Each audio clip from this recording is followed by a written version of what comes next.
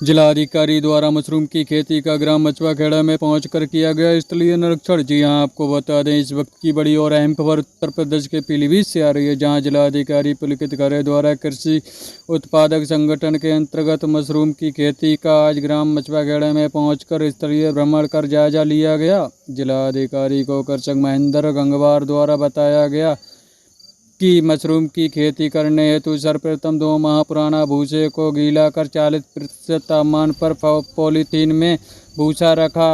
40% नमी होने पर मशरूम के बीज डाल दिए जाते हैं। कृषक द्वारा बताया गया कि 1 कुंटल भूसा में 10 किलोग्राम मशरूम के बीज को बोया जाता है और 2 वर्ष पुरानी गोबर की खाद भी प्रयोग में लाई जाती है। भूसे में गोबर की खाद 20 दिन बाद डाली जाती है और प्रतिदिन थोड़ा थोड़ा पानी दिया जाता है, जिससे कि नमी बनी रहे, जिससे मशरूम तैयार की जाती है। इस दौरान उप जिलाधिकारी, जिला कृषि अधिकारी, जिला उद्यान अधिकारी सहित अन्य अधिकारी व कृषक बंधु उपस्थित रहे। पीलीभीत से हमारे संवाददाता ऋषिपाल मौर्य की खास रिपोर्ट। भ्रमण किया गया आपके द्वारा, क्या कुछ भ्रमण किया गया?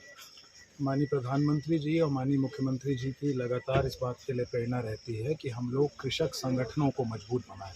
इसको लेके हमने जनपद पीलीभीत में प्रदेश की पहली ऐसी दुकान भी शुरू करी जो कृषक संगठनों द्वारा संचालित है।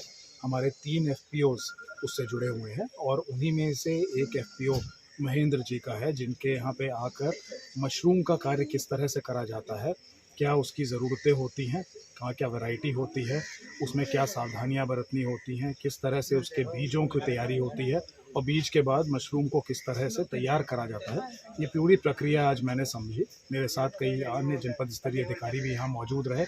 आवश्यक है कि हम इस प्रक्रिया को समझ के इसके विपणन के लिए जितना बेहतर कर सके हैं, उतना इन कृषक भाइयों को मजबूती मिलेगी, इन कृषक संगठनों को मजबूती मिलेगी और अगर किसान खुशहाल होगा तभी हमारा देश भी आगे खुशहाल हो सकता है और उन्नति कर सकता है। यही सोच है कि आज मैंने आके यहाँ पे पूरा प्रक्रिया समझी और आगे भी मशरूम की ही खेती को जनपद में बढ़ाने के लिए जो भी संभव होगा, जो भी मदद होगी सरकार की तरफ से, प्रशासन की तरफ से, वो पूरी कराई जाएगी। क्या सर कुछ फायदे हैं, नुकसान हैं मशरूम की खेती को लेकर? अभी जैसे महेंद्र जी जो यहाँ पे एफपीओ से भी जुड़े हुए हैं, एफपीओ का संचालन करते हैं और पिछले कई सालों से उनके पिताजी भी मशरूम की ट्रेनिंग ले चुके हैं और कर रहे हैं। उनके द्वारा पता चला कि उसी सीमित क्षेत्रफल में अगर आप अन्य कोई फसल करते हैं तो उससे कई गुना ज़्यादा आपको मशरूम की खेती करने से या उपज से आपको आमदनी हो सकती है। तो लगातार जोर माननीय प्रधानमंत्री जी का होता है कि हम किसान की आमदनी कैसे बढ़ाएं। तो आप अपने गन्ना धान के साथ साथ अगर आप फसल में विविधीकरण करें, कोई अन्य फसल भी या कोई अन्य लाइव स्टॉक कुछ और कार्य भी करना शुरू करें तो उससे आपकी आमदनी बढ़ सकती है। तो कई किसान भाइयों को प्रेरणा इससे लेनी चाहिए।